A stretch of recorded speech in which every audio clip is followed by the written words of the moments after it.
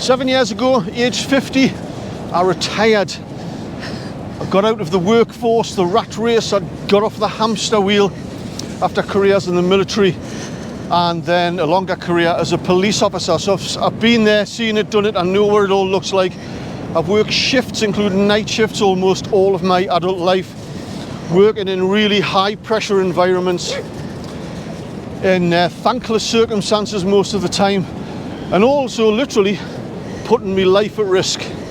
But what does life look like now? Has it changed? And if it has it changed for the better? A lot of you out there might be thinking about retiring and have these sort of questions to mind. So in this video, I'm going to talk about ways in which my life has significantly changed over the past 7 years and let you know and see what you think. It's coming up.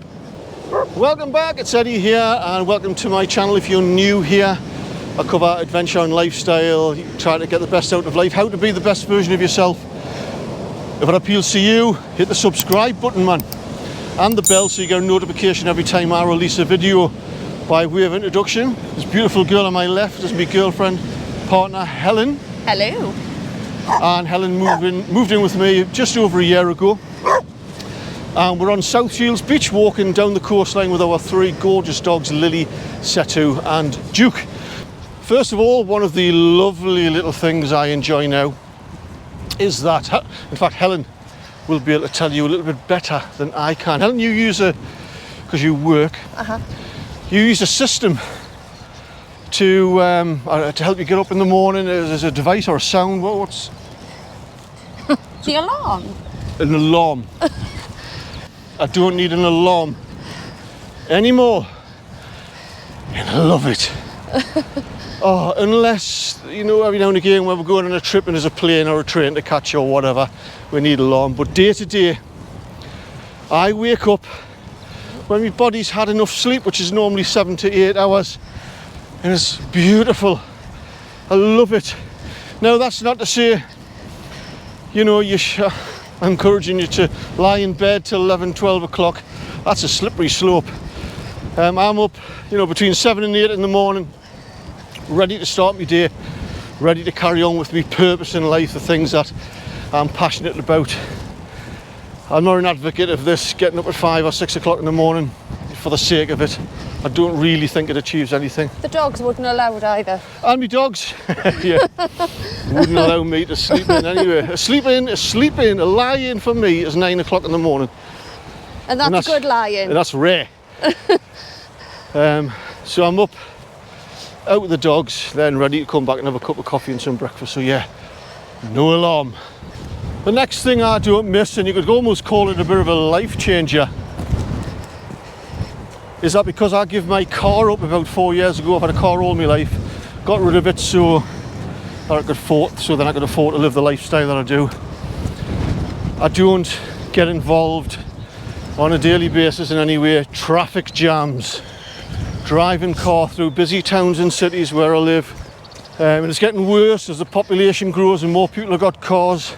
The more traffic jams there seems to be, the more roadworks there seems to be.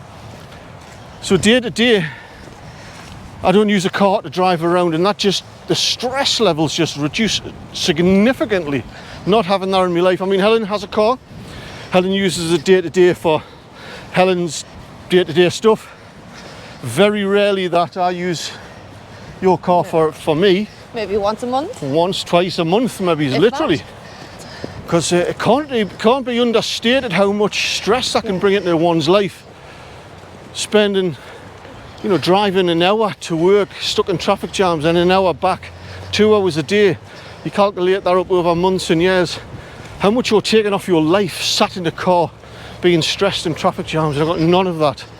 The next one is, I don't have to spend time with people I don't like. Other than Helen, I've got to because she lives with us. That mean you like me, does it? There you're all right. Just kidding. No, particularly at work.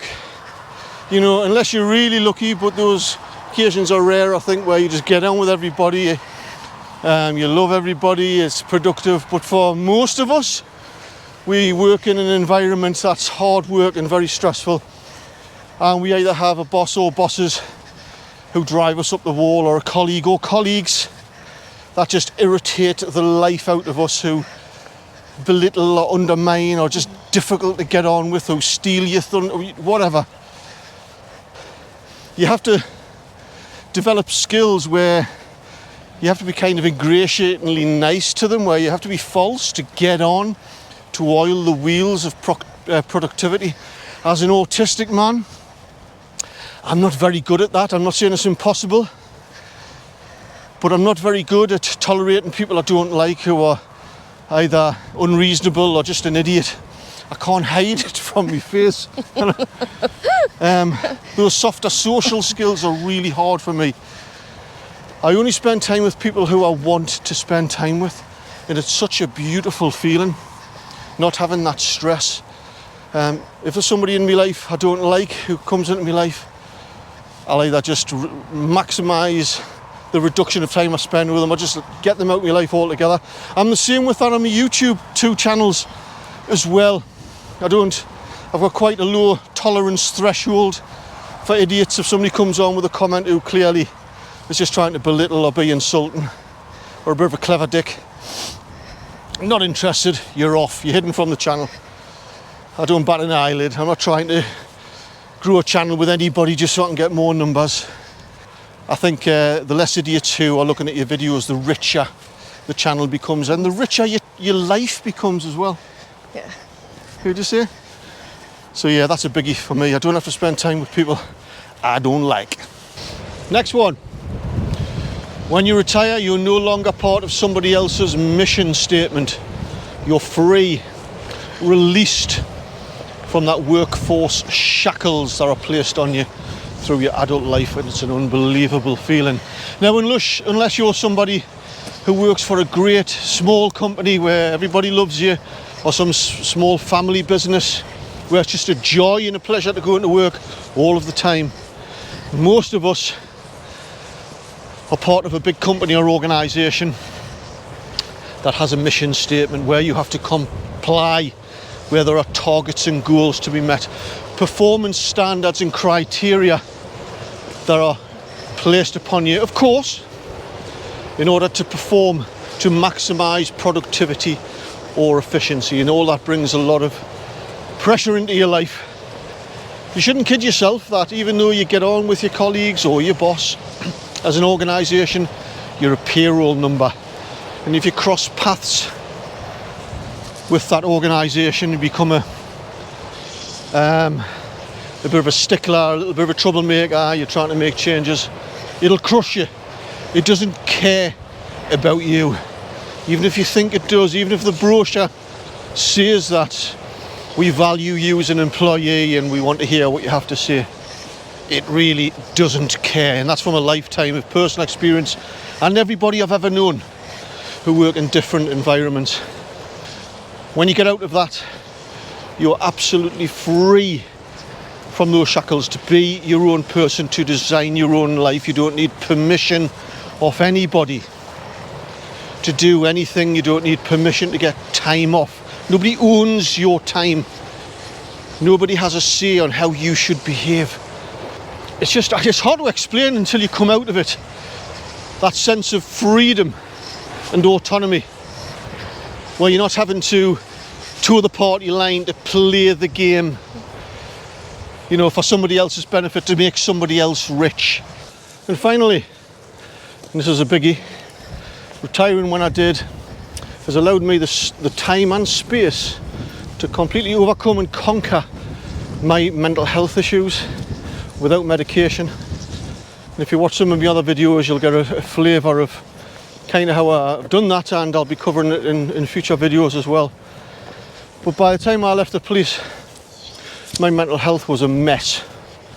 My life was chaos, making catastrophic decisions, on a collision course with anybody that got in my way.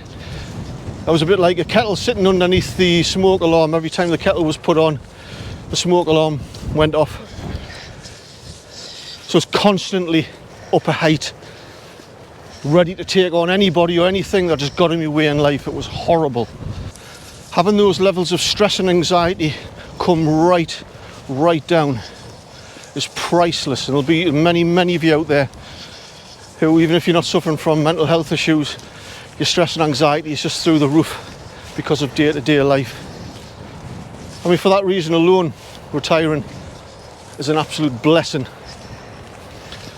Bit of context I should add as well. I have mentioned it in other videos, and I don't mention it out of any sort of attention-seeking method. But it's important for context is that in 2021 I was diagnosed officially, not some online test which are useless, as being ASD, autism spectrum disorder, autistic. I've spent my whole life being autistic and not knowing, and get myself into all sorts of pickles, not understanding why my life was just falling apart every 12 to 18 months. So, are there any downsides to retirement, you might ask? Well, it's all subjective, isn't it? It's individual. We're all different. We all have different needs, different complex lives. I can imagine if you've spent your whole life, working life, saturated, consumed with the career that you've been in, and then you suddenly retire and you haven't really got anything outside of work, I can imagine that would be really quite stressful and daunting, where you could easily become bored, lonely, which in turn can create problems, create difficulties in your personal relationship with whoever you live with, and it could affect your health, your mental health and your physical health. So under those circumstances, you know, there'll be people out there who will say, well, retirement isn't a good thing. But as I mentioned in the previous retirement video, you need a purpose, or purposes, something to get up for in the morning. For me, hand on heart, sincerely, I can't think of a single downside to being retired. That's it for another video. Why don't you let Helen and I know what it's like for you being retired, the good and the bad. I'd love to hear from you. Drop your comments below if you enjoyed this video, if you found it informative. Don't forget to give us a thumbs up. We're going to walk along the beach here at Sunderland and go to another lovely cafe and have a bit of cheesecake. Catch you later.